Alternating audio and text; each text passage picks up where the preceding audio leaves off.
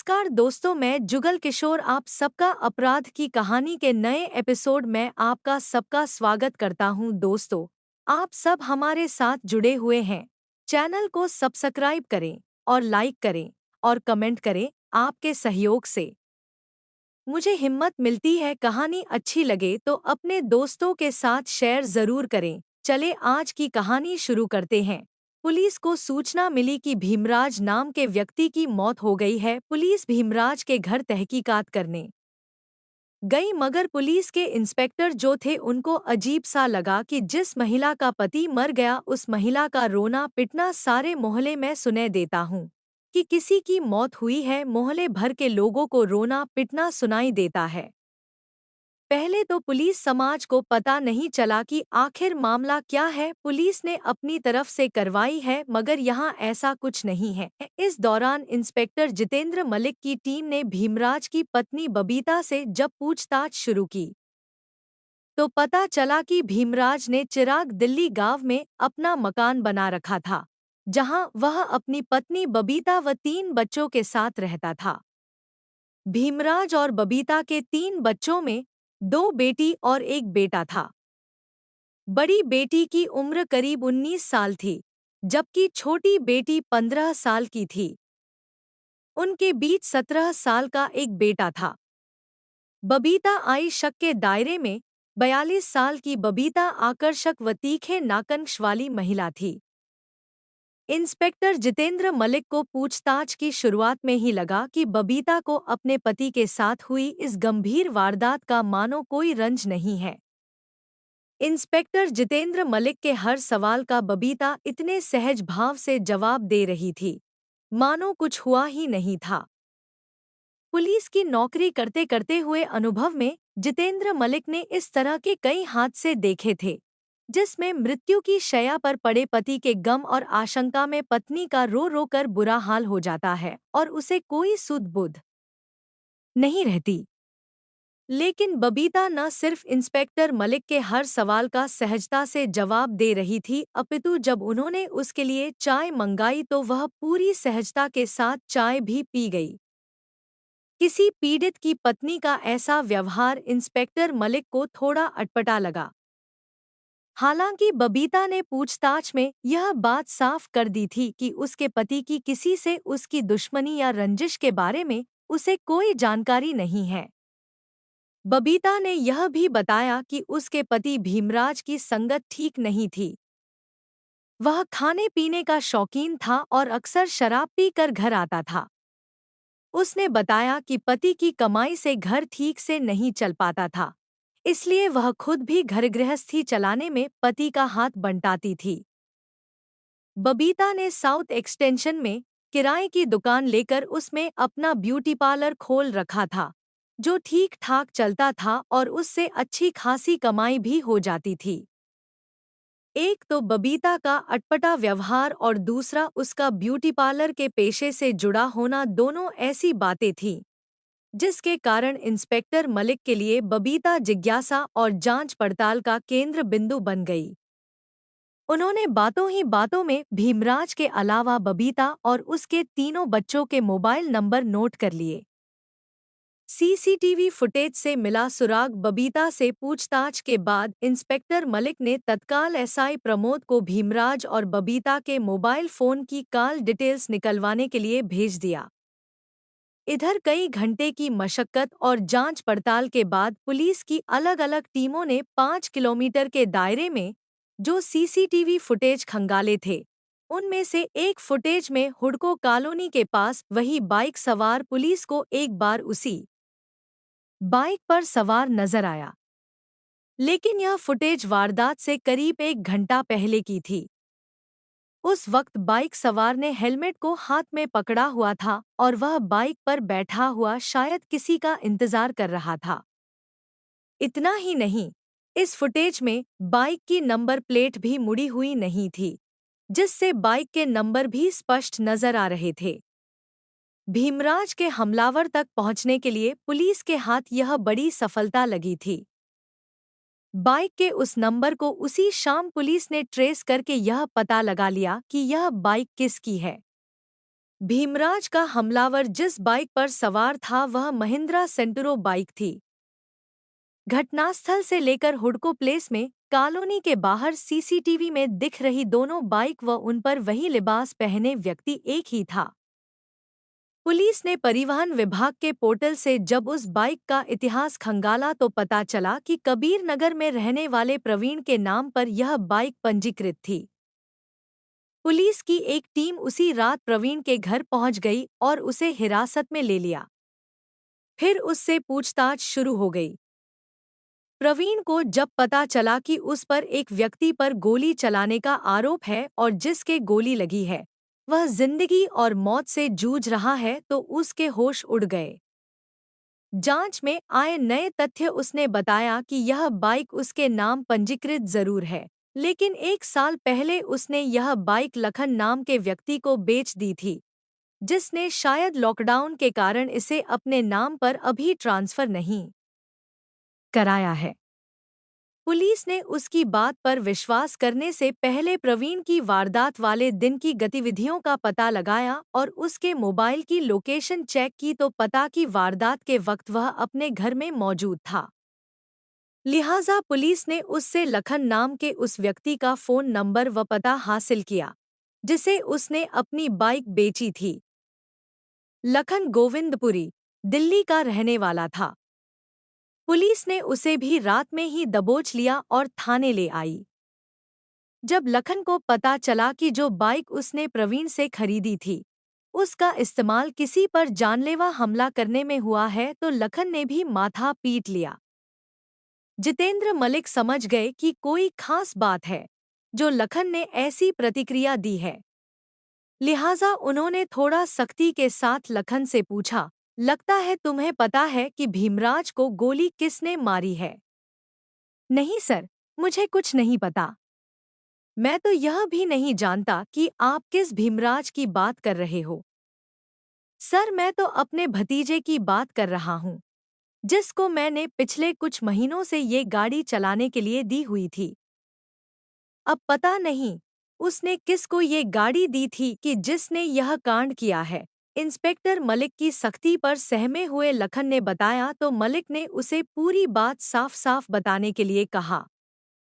तब लखन ने बताया कि उसने करीब 1 साल पहले यह बाइक प्रवीण से खरीदी थी।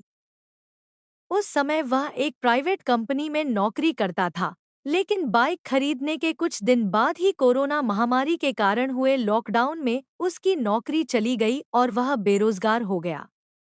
बाइक अक्सर घर पर ही खड़ी रहती थी।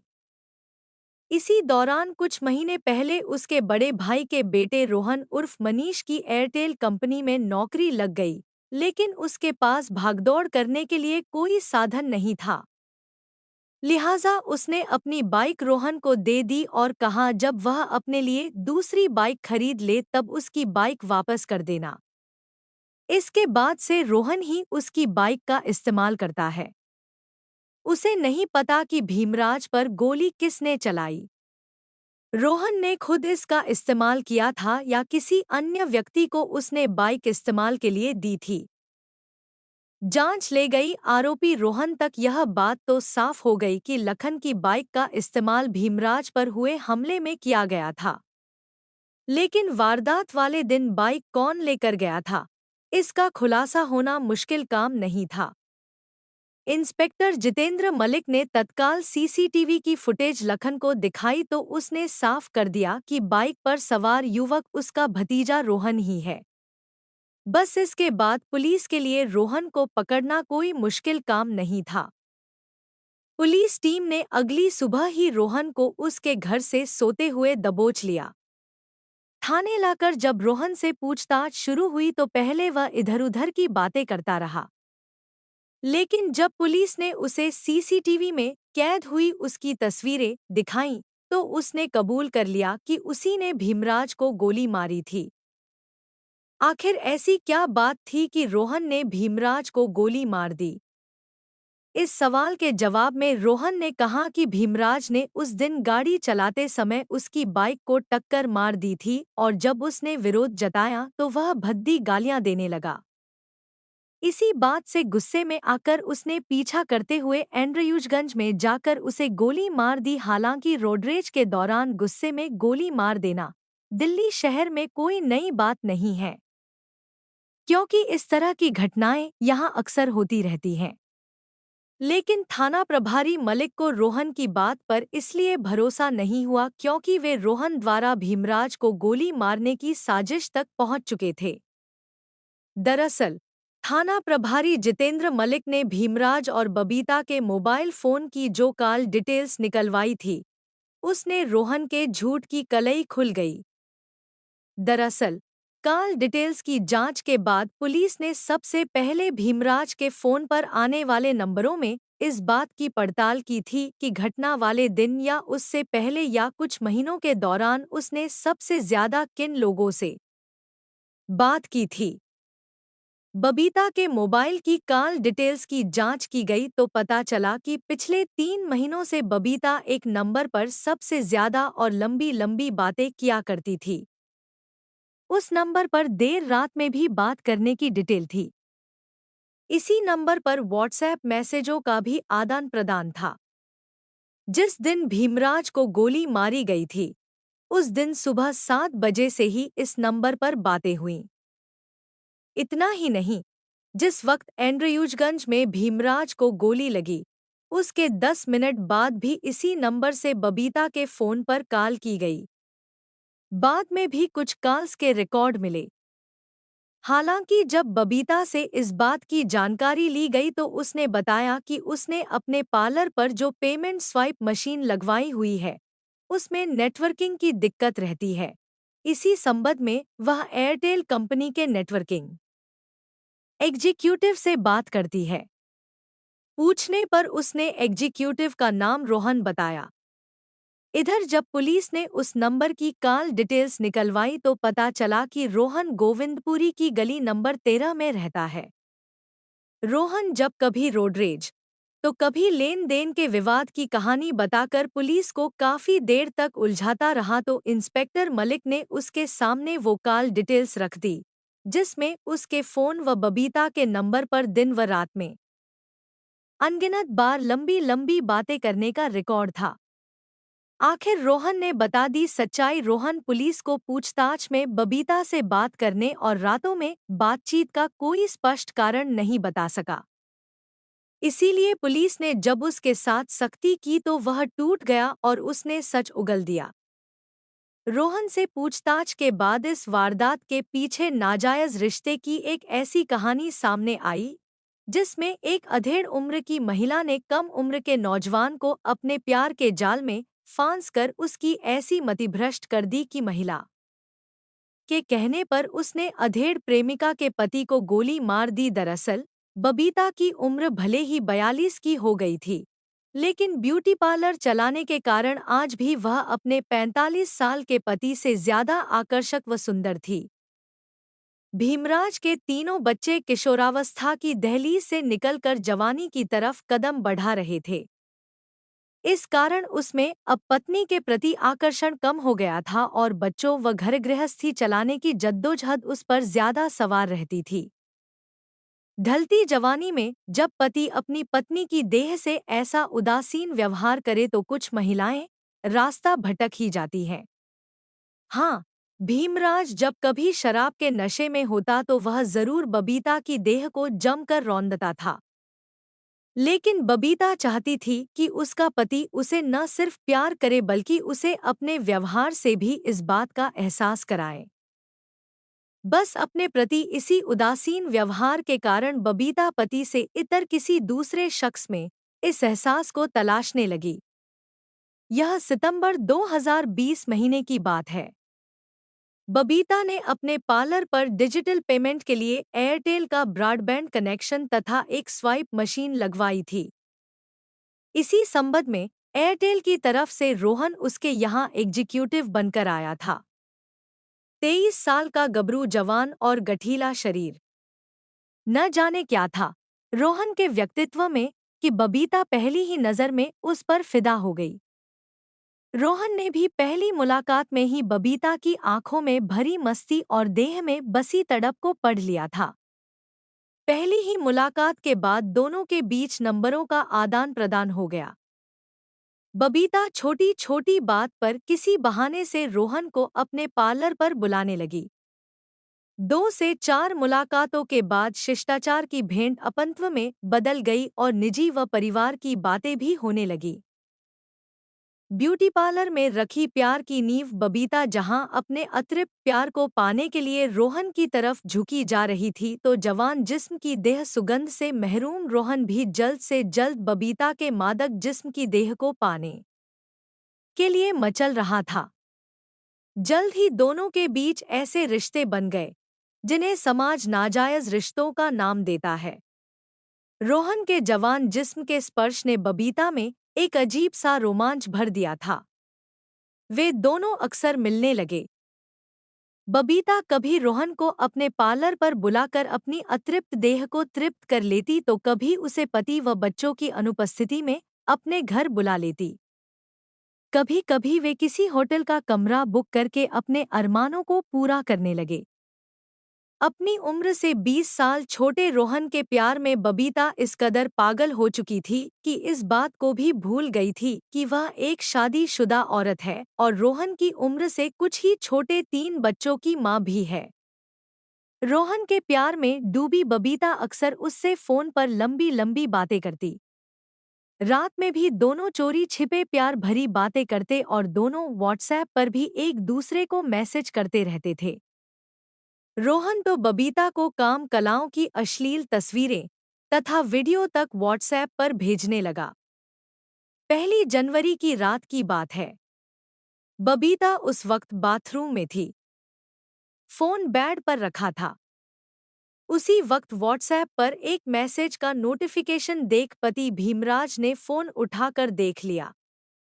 संयोग से फोन में लॉक नहीं लगा था। मैसेज देखते ही भीमराज के पांव तले की जमीन जैसे खिसक गई। फोन में पड़े दर्जनों अश्लील फोटो और वीडियो तथा चैट देखकर भीमराज का शरीर गुस्से से कांपने लगा। उस दिन भीमराज के सामने साफ हो गया कि उसकी पत्नी के किसी युवक से नाजायज संबंध हैं और उसने युवक का नंबर लाइफ के नाम से अपने फोन में सेव किया हुआ है। उस रात भीमराज और बबीता के बीच इस बात को लेकर जमकर झगड़ा हुआ और भीमराज ने अपनी पत्नी की जमकर पिटाई कर दी। बस इसके बाद तो यह आए दिन की बात हो गई। जब एक बार शक का कीड़ा दाम्पत्य जीवन में आ जाता है तो बसी बसाई गृहस्थी बिखर जाती है। लेकिन यहाँ तो शक नहीं, एक सच्चाई थी जो उजागर हो गई थी।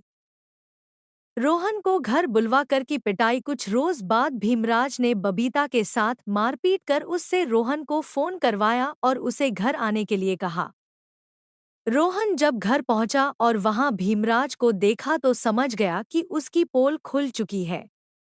भीमराज ने उस दिन रोहन की भी पिटाई कर दी और धमकी दी कि अगर उसने बबीता का पीछा नहीं छोड़ा तो वह उसे जेल भिजवा देगा। जेल जाने के डर से उस समय रोहन अपमान का घूंट पीकर रह गया। लेकिन इसके बाद भीमराज व बबीता में आए दिन झगड़े होने लगे। एक दिन इसी से आजिज आकर बबीता ने रोहन से मुलाकात की और उससे कहा कि अगर वह उससे सच्चा प्यार करता है तो किसी भी तरह उसे भीमराज से छुटकारा दिला दे। उसने रोहन से अपने पति की हत्या करने के लिए कहा। साथ ही वादा किया कि अगर वह ऐसा कर देगा तो वह उसे अपने साथ रख लेगी। उसका अपना मकान है, वह खुद भी कमाती है, दोनों साथ मिलकर आगे की जिंदगी खुशी से बिताएंगे। रोहन तो पहले से ही अपमान की आग में जल रहा था। बबीता के कहने पर रोहन आवेश में आ गया और उसने बिना सोचे समझे व अंजाम की परवाह किए भीमराज की हत्या की साजिश रच डाली।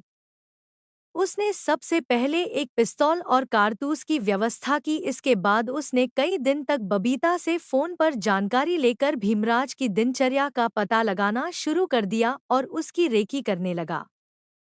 बबीता उसे सब कुछ बताती रही कि वह कब घर से निकला है, कब और कहां जा रहा है। रोहन ने 10 मार्च 2021 का दिन चुना। उस दिन वह अपनी बाइक लेकर सुबह ही घर से निकल पड़ा। वह भीमराज के घर से करीब 3 किलोमीटर दूर हुडको प्लेस के पास भीमराज का इंतजार करने लगा। दरअसल भीमराज ऑफिस जाने से पहले यहाँ बने पार्क में घूमने जाता था। काफी देर तक वह भीमराज को मारने का मौका देखता रहा, लेकिन भीड़ ज्यादा होने के कारण उसे मौका नहीं मिला। सुबह करीब 8:30 बजे भीमराज पार्क से निकला और अपनी वैगनार पार्किंग से निकालकर घर की तरफ रवाना हो गया। रोहन भी बाइक से उसका पीछा करने लगा। कोई पहचान न ले, इसलिए उसने हाथ में पकड़ा हेलमेट सिर पर लगा लिया और अपनी बाइक की दोनों नंबर प्लेटें थोड़ी मोड़ ली, ताकि कोई उसका नंबर न पढ़ सके। रोहन को एंड्रयूजगंज में बिजली घर के पास मौका मिला, जहां भीमराज की गाड़ी की स्पीड कम थी और उसने वहां पिस्तौल निकालकर उसकी गर्दन पर गोली मार दी। रोहन से पूछताछ के बाद पूरी वारदात का खुलासा हो चुका था, इसलिए पुलिस ने हत्या की साजिश में शामिल भीमराज की पत्नी बबीता को भी गिरफ्तार कर लिया। बबीता ने भी पूछताछ में अपने जुर्म का इकबाल कर लिया और बताया कि अपनी उपेक्षा से तंग आकर उसने रोहन के साथ संबंध बनाए थे और खुलासा होने पर जब भीमराज अक्सर उससे मारपीट करने लगा तो तंग आकर उसने उसे रास्ते से हटाने की साजिश रची। पुलिस ने आरोपी रोहन की निशानदेही पर हत्या में प्रयुक्त पिस्तौल, 2 जिंदा कारतूस तथा महिंद्रा सेंटुरो बाइक भी बरामद कर ली। पुलिस ने जिस दिन रोहन व बबीता को गिरफ्तार किया, उसी दिन यानी 11 मार्च की शाम को इलाज के दौरान भीमराज की मौत हो गई। डिफेंस कॉलोनी पुलिस ने मुकदमे में हत्या की धारा 302, 34 आईपीसी व आर्म्स एक्ट की धारा जोड़कर दोनों अभियुक्तों को अदालत में पेश किया, जहां से उन्हें जेल भेज दिया गया। अधेड़ उम्र की बबीता ने अपनी से आधी उम्र के आशिक के साथ ऐश करने के सपने संजोए थे। अब वह उसी के साथ तिहाड़ जेल की सलाखों के पीछे पहुंच चुकी है। दोस्तों, आपको कहानी अच्छी लगी हो तो चैनल को सब्सक्राइब जरूर करना और लाइक कमेंट भी कर देना। आपका लाइक और शेयर मुझे हिम्मत देता है। कल फिर आपसे मिलेंगे एक और नई कहानी के साथ। तब तक अपना ख्याल रखें। धन्यवाद।